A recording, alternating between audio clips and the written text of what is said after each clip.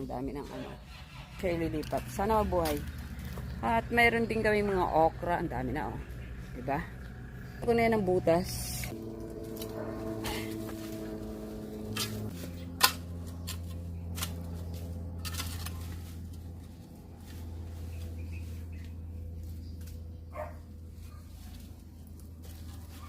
Guys, kung gusto niyo pala kumuha ng bayabas, man.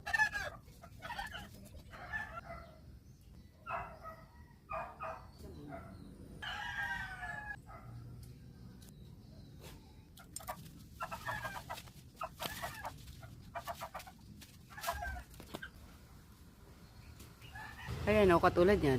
For sure may uod. Kung gusto mong kumain ng bayabas, may uod. Ayan. Okay lang naman daw kainin yan kasi bayabas din naman yung kinain.